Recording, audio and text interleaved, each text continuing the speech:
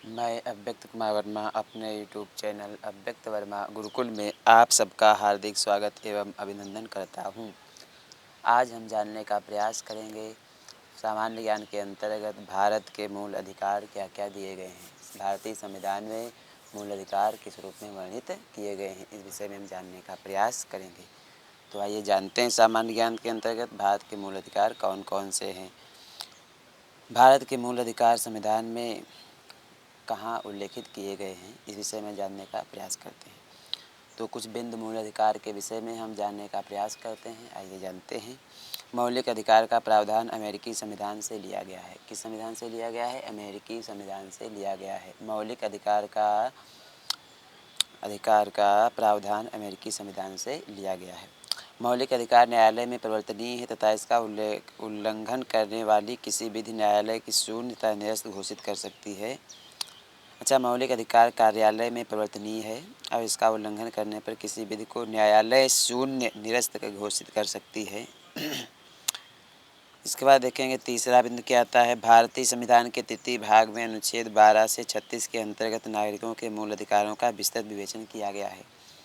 अधिकार 12 से 36 तक भारतीय संविधान के अनुच्छेद में मूल अधिकारों का विस्तृत विवेचन किया गया है। कितने अनुच्छेद थे? कितने तक? अनुच्छेद 12 से अनुच्छेद 36 तक इसका विस्तृत विवेचन किया गया है।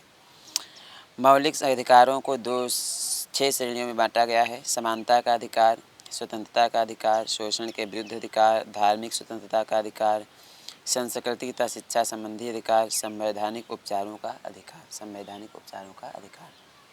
भारतीय संविधान के मौलिक अधिकारों को कितने भागों में बांटा गया है? 6 भागों में बांटा गया। कौन कौन? पुनः गिन लेंगे।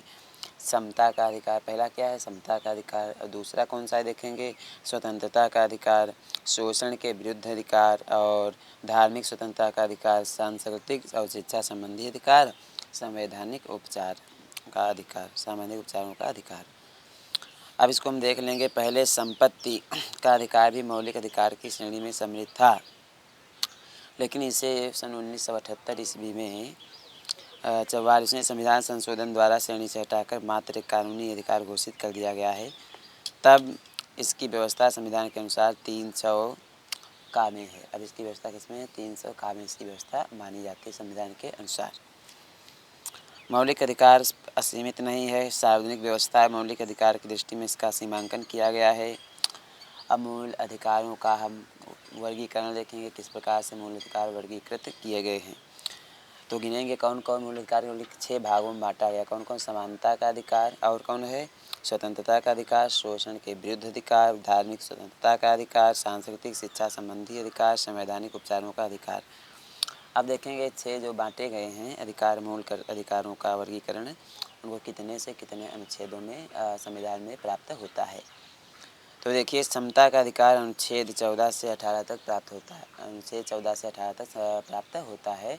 समता का अनुसार अनुच्छेद 14 से प्राप्त होता है 18 तक। स्वतंत्रता का अधिकार अनुच्छेद 19 से 22 तक प्राप्त होता है। अनुच्छेद 19 से 22 तक कौन प्राप्त होता है? तो आप जानेंगे समता का अधिकार, स्वतंत्रता का अधिकार। ठीक।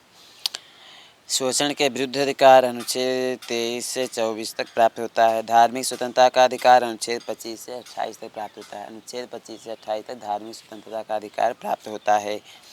सांस्कृतिक और शिक्षा संबंधी अधिकार अनुच्छेद 29 से 30 तक प्राप्त होता है। ठीक। धार्मिक स्वतंत्रता का अधिकार अनुच्छेद 25 से 28 तक, और सांस्कृतिक शिक्षा का अधिकार 29 से 30 तक। संवैधानिक उपचारों का अधिकार अनुच्छेद 32 में प्राप्त होता है। तो ये आपके रहे भारतीय संविधान में वर्णित मूल अधिकारों का अनुच्छेद में किस प्रकार से विभाजन किया गया, हमने आपको बताया है। वीडियो अच्छा लगा हो तो लाइक, शेयर और सब्सक्राइब अवश्य करिएगा, क्योंकि हमारा एक ही उद्देश्य है कि हम सब ने ठाना है भारत को मजबूत बनाना है। वीडियो अच्छा लगा हो तो एक बार फिर लाइक, शेयर और सब्सक्राइब अवश्य करिएगा। वीडियो देखने के लिए आपको धन्यवाद।